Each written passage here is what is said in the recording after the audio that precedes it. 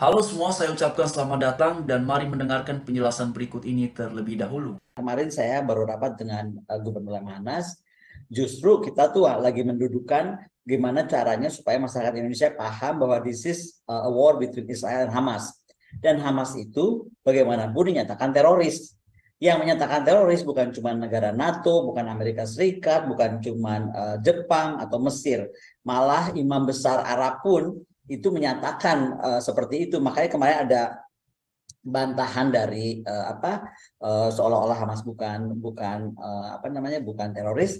Saya harus nyatakan dulu Hamas itu dinyatakan teroris resmi oleh negara-negara yang saya sebut, termasuk fatwa dari Mufti Arab Saudi dan Ketua Majelis Ulama Abdul Aziz bin Abdullah Al-Syaikh di tanggal 15/11/2017 gitu. Jadi Hamas ya teroris, udah titik aja itu dulu kan. Nah, kemudian kita mau bicara apa ya? Saya tuh mau ngomong lebih begini deh, supaya masyarakat Indonesia paham. Palestina itu ada apa dan siapa? Banyak, tapi kita ambil aja lah tiga lah kira-kira aktor. Itu siapa Hamas? Hamas ini siapa dan kenapa dia tiba-tiba ingin melambungkan namanya? Kalau atau saya istilahnya dia ini pengen gini loh. Kayaknya ada kemarahan pada masyarakat internasional ketika Ukraina isu itu menjadi internasional isu. Ya kan? Kenapa ya kalau perang Ukraina kayaknya seluruh dunia harus mikirin. Kenapa seluruh Hmm. dunia harus belain Zelensky? Kan kira-kira begitu tuh. Juga nggak boleh ketemu di Seven kalau si Zelensky nggak ada gitu. Nggak boleh ngundang Putin kalau Zelensky nggak boleh datang. Kayak gitu kan. Jadi semua diinternasionalisasi seolah-olah urusan Ukraina urusan seluruh dunia. Ini nih getaran yang terasa di mana-mana. Nah, Hamas ini belajar cepat. Wah, gua nih sekarang Zelensky udah selesai nih masanya. Udah dicuekin kan. Dia kayaknya mau ngerebut panggung Zelensky. Jadi harus ada perhatian seluruh dunia seolah-olah apapun gerakannya adalah gerakan dunia harus mendukung. Kira-kira itu loh yang saya menangkapnya pertama ya.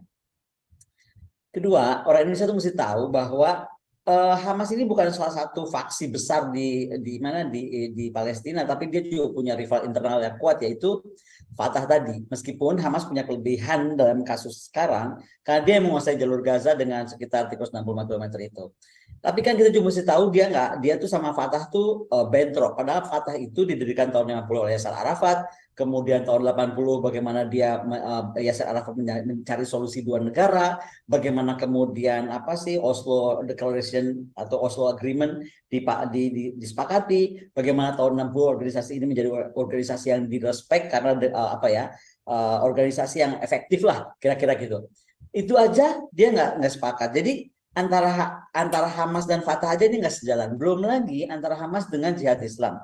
Misalnya saja Hamas dengan Jihad Islam ceritanya benci sama Israel nih, tapi mereka bisa berantem juga gitu. Jadi ini apa yang kalau kita tarik kita pernah bahas. Kenapa kalau kita tarik sejarah Israel, misalnya kerajaan Ottoman, Kesultanan Ottoman waktu menguasai daerah sana nggak pernah mau tarik garis lurus gitu. Karena dia tahu di sana itu masalahnya tribes itu masalah yang sangat konflik. Islamnya terbagi dua, satu Sunni, satu Syiah. Dari Sunni dan Syiah ini ada turunan macam-macam. Jadi it's a very complicated things gitu. Jadi makanya enggak semudah itu. Kedua, ketika saya sedang menerangkan soal Hamas, bukan saya sedang berarti bela Hamas atau bela siapapun. Saya ingin menerangkan bahwa ini loh posisinya. Dan saya akan mencoba fair. Pertama gini ya, Hamas ini nggak benernya, dia tuh nggak pernah mengakui kenegaraannya Israel, sementara PLO duluan, ya Arafat aja udah gitu kan, kira-kira itu. Jadi dia cari gara-gara sendiri menurut aku, karena kan dia lahir tahun 87, yang bikin tuh Hmm. Imam Syekh Ahmed Yassin kan. Nah kemudian Hamas ini udah jelas ditetapkan sebagai teroris baik oleh Amerika, Uni Eropa, Kanada, Mesir, Jepang gitu kan. Tambah lagi tadi si imam masjid. Jadi ini menarik bahwa kita harus paham di dalam mereka sendiri konfliknya tuh udah berkepanjangan, udah makin pusing. Tapi perseteruan ini juga adalah perseteruan yang juga terkait ideologi. Ideologinya partai politiknya Hamas ya, dia lebih kepada ideologi Islam gitu. Sementara si Fatah ini lebih pada ideologi nasional sekuler. Itu aja udah pasti berbenturan lah. Kayak kita aja lah. Partai-partai kita tuh ada perpecahan. Tapi kalau dia kan lebih tajam gitu kan. Nah kemudian bagaimana Hamas ini ketika Yasser Arafat selesai lalu mengambil alih posisi di 2006 dan kemudian Ismail Haniyeh terpilih sebagai Perdana Menteri ya. Jadi itu semua adalah sebuah konstelasi di dalam kawasan tersebut atau di lingkungan tersebut. Nah jangan lupa memang Kalau ditanya kenapa sih serangan ini bisa sukses? Kan ada pertanyaan seperti itu. Kok kira-kira ini kok jadi Yom Kippur jadi Tuhan nih? Kenapa ini jadi Yom Kippur era 2023? Saya juga harus akui sebenarnya mungkin Israel sendiri ini agak agak apa ya, having a bit problem dalam arti kelihatannya tidak memperhatikan warning dari human intelligence. Misalnya saja ketika Desember 2022 ya, itu ketika ulang tahun ke-35 berdirinya Hamas, pemimpin Hamas tuh waktu 2 Desember itu udah bilang akan ada konfrontasi terbuka yang akan mereka bikin terhadap pemerintah ekstrim Netanyahu. Ini Desember 2022. Kenapa dianggap pemerintah ekstrim Netanyahu dianggap punya pemerintah ekstrim oleh Hamas ini? Karena di Mei 2023 ya, setelah konflik pasukan Israel dan Jihad Islam yang di Gaza itu, Aaron David Miller itu udah bilang, dia tuh ada reporter terkenal lah di sana, dia bilang bahwa ada campuran menteri yang fundamentalis dengan pemukim ekstremis di tepi barat dan Yerusalem Timur, kemudian Hamas yang ingin melanjutkan perjuangan untuk dengan senjata di Yerusalem, itu udah di warning oleh si ini. Tapi kayaknya kok ada kemampuan yang dianggap teknologinya mungkin ya, sekali lagi kalau kita udah pede banget dengan teknologi, mungkin human intelligence itu agak di-ignore. Saya merasa demikian gitu. Nah, di satu sisi Netanyahu ini punya masalah sedikit menurut aku di kabinetnya ya. Dia ini memberikan posisi kepada 2 orang yang menterinya yang menurut saya cukup kontroversial gitu. Ada Menteri Keamanannya dan juga Menteri Keuangannya. Kenapa? Karena Engivers dan Smotrich ini membuat banyak isu di perbatasan. Misalnya bagaimana ada perluasan pemukiman, bagaimana kemudian densitas dari penduduk itu dipertambah, bagaimana kemudian pembentukan Garda Nasional. Nah, inilah yang membuat semua menteri-menteri yang dianggap tadi oleh si reporter terkenal ini nih bisa bikin konflik nih karena harusnya nggak begini kabinet ini. Itu kalau dari faktor internal Israel. Nah, ini yang orang Indonesia juga mesti ngerti, jadi nggak ujuk-ujuk juga gitu loh. Nah, tapi kan satu sisi juga kita mesti lihat kenapa Israel terus atau Netanyahu memilih menteri-menteri ini gitu kan.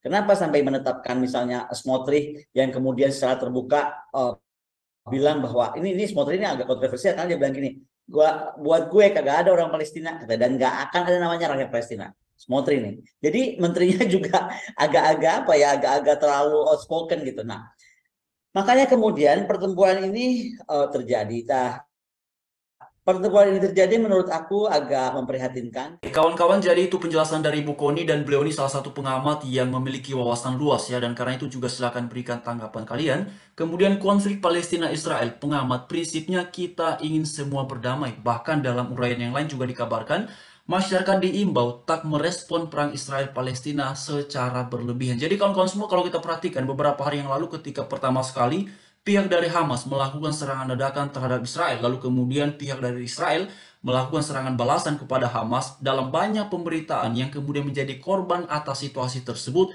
adalah warga ataupun masyarakat sipil ya. Jadi saya pikir apa yang kemudian disampaikan oleh Ibu Koni adalah satu pesan yang baik agar situasi di sana kiranya cepat ya dicarikan solusinya supaya kedua belah pihak bisa berdamai. Karena kasihan ya warga biasa, masyarakat biasa yang kemudian ya mungkin sebelumnya mereka bisa beraktivitas dengan baik ya. Kemudian mereka bisa bekerja, mereka bisa beristirahat, tetapi dengan situasi yang sangat panas sekarang ini, ya tentu ini menimbulkan banyak ketakutan di tengah-tengah masyarakat ya. Jadi kawan-kawan semua, apa yang kemudian tadi disampaikan oleh Ibu Koni dalam ulasan yang sudah kita dengarkan juga secara bersama-sama, memang beliau juga menyoroti ya terkait dengan Hamas ini yang sudah dianggap teroris ya oleh banyak pihak ya, bukan hanya Israel dan beberapa negara lainnya. Bahkan tadi juga beliau menyampaikan ada penjelasan dari tokoh-tokoh agama yang memang menganggap bahwa Hamas itu adalah teroris ya. Jadi itu dia kawan-kawan. Lalu kemudian juga ada pembahasan mengenai Dr. Koni Bakri ataupun Dr. Koni Rakunini Bakri, perang Hamas versus Israel bukan urusan agama ya. Jadi ini dia kawan-kawan. Ini menarik sebenarnya karena dalam banyak komentar ya beberapa hari belakangan terkait dengan apa yang sedang terjadi antara Palestina dengan Israel, terutama dalam hal ini antara Israel dengan Hamas. Itu banyak banget yang kemudian berkomentarnya itu sangat identik sekali ya dengan nuansa keagamaan. Jadi beberapa orang itu membawa isu ataupun kemudian mencoba ya menyampaikan gagasan bahwa ini ada kaitannya dengan agama dan segala macamnya ya. Jadi saya setuju sekali dengan apa yang kemudian disampaikan oleh Ibu Koni bahwa apa yang terjadi antara Israel dengan Hamas ini bukan urusan agama ya. Lalu kemudian juga ada pembahasan mengenai uraian dari Ibu Koni yang menjelaskan bahwa ini terkait dengan pihak luar ya teman-temannya, seperti yang kawan-kawan semua bisa perhatikan tadi juga Bu Koni sudah uraikan ya terkait dengan apa yang sedang terjadi, apa yang sedang dialami oleh Israel maupun pihak dari Palestina, terutama juga dalam hal ini serangan-serangan balik ya, serangan-serangan balasan yang kemudian dilakukan oleh Israel ya kepada Hamas, karena beberapa hari yang lalu Hamas yang memulai ya melakukan serangan dadakan terhadap Israel, sehingga kemudian dalam banyak pemberitaan ya warga biasa, masyarakat biasa dari pihak Israel itu banyak sekali yang kemudian menjadi korban ya, bahkan juga ada ya anggota-anggota pejabat ya dari Israel yang kemudian menjadi korban atas serangan dadakan yang dilakukan oleh Hamas. Lalu kemudian masyarakat dihimbau agar tak memberikan respon berlebihan ya terkait dengan situasi yang sedang terjadi antara Israel dengan Palestina. Masyarakat diimbau tidak terpancing ya secara berlebihan dalam memberikan respon terkait dengan konflik Palestina-Israel, apalagi perseteruan kedua negara tersebut ya, bukan terkait dengan isu agama ya.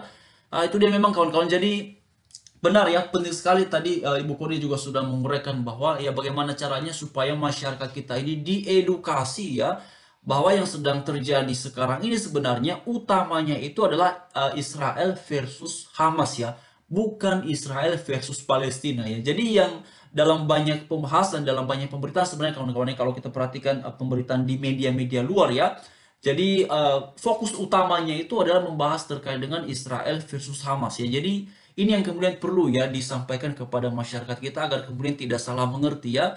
Karena saya perhatikan beberapa waktu belakangan juga nampaknya ya ini dikait-kaitkan sekali dengan Palestina. Memang ini tidak bisa lepas juga ya dengan Palestina ya, tidak bisa lepas juga. Tetapi perlu diingat bahwa yang melakukan serangan pertama adalah Hamas ya, bukan juga Palestina, bukan juga Israel, tetapi Hamas kepada Israel ya pada hari Sabtu yang lalu, yang mana posisi Israel sedang merayakan yang hari sucinya ya, apalagi itu hari Sabat, sebagaimana juga yang sudah diuraikan oleh Pak Bambang Nursena, apalagi ini kan hari Sabat ya, jadi Israel ini kan sesuai dengan ketentuan hukum Taurat ya, mereka tidak boleh melakukan aktivitas tertentu ya, jadi itu dia memang kawan-kawannya yang sedang terjadi. Dan Pak Bambang Nursena juga menyoroti bahwa ini satu serangan yang tidak fair sebenarnya, tidak adil. Jadi Pak Bambang Nursena juga menyoroti bahwa ini tentu melanggar ya, melanggar aturan perang. Lalu kemudian Bapak Presiden Jokowi juga ikut bersuara terkait dengan itu ya, di dalam salah satu pemberitaan ya, Bapak Presiden Jokowi menyerukan ataupun menyampaikan agar Palestina ya versus Israel ini segera dihentikan ya. Presiden Jokowi ya melakukan ataupun memberikan desakan ya agar perang yang sedang terjadi antara Israel dan Palestina ini untuk segera dihentikan ya. Lagi-lagi memang orientasinya adalah menyoroti terkait dengan masyarakat biasa ataupun warga biasa yang semakin hari ya, selama beberapa hari terakhir ini kawan-kawan, ini sudah sekitar 1 minggu ya, yang menjadi korban terus-menerus adalah masyarakat ya. Perang Hamas versus Israel ya, Prabowo sikap pemerintah sudah tegas katanya ya. Jadi Menteri Pertahanan Republik Indonesia Prabowo Subianto yang juga merupakan salah satu capres ya di Pilpres 2024 ikut bersuara dan menyampaikan bahwa sikap pemerintah terkait dengan situasi di sana sudah jelas, sudah tegas katanya. Tidak hanya itu, juga ada pembahasan lain ataupun uraian yang lainnya yang membahas bahwa Israel stop listrik, air BBM ke Gaza sampai ya bebaskan Sandra ya, rumah sakit beresiko jadi kamar jenazah katanya, itu dia kawan-kawannya. Jadi memang situasinya selama beberapa hari terakhir, mulai dari hari Sabtu ya, hari Sabtu, hari Minggu, hari Senin, Selasa, Rabu, Kamis ya, Jumat, dan ini sudah hari Sabtu lagi.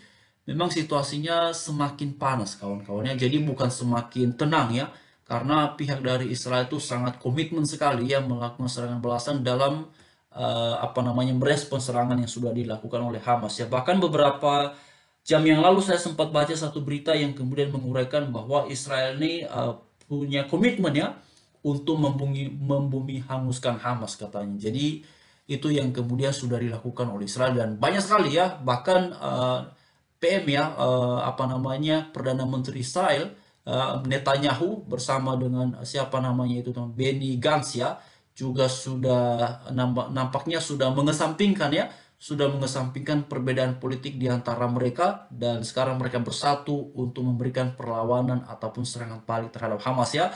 Karena dalam beberapa pemberitaan saya lihat kawan-kawan alasannya karena ini sudah terkait dengan masa depan bangsa Israel. Jadi apapun yang selama ini merupakan cara pandang politik yang berbeda di antara mereka, itu mereka kesampingkan dan bersatu untuk menjaga bangsa mereka yaitu Israel ya. Jadi ini menunjukkan satu komitmen yang sudah dibangun oleh Israel dan apalagi PM Netanyahu juga sudah bersumpah ya akan membalas habis-habisan katanya ya serangan Hamas tersebut. Makanya dalam salah satu pemberitaan beberapa jam yang lalu ya dikabarkan bahwa selama 6 hari ini sudah ada 6.000 ya 6.000 bom yang kemudian dijatuhkan oleh Israel di jalur Gaza.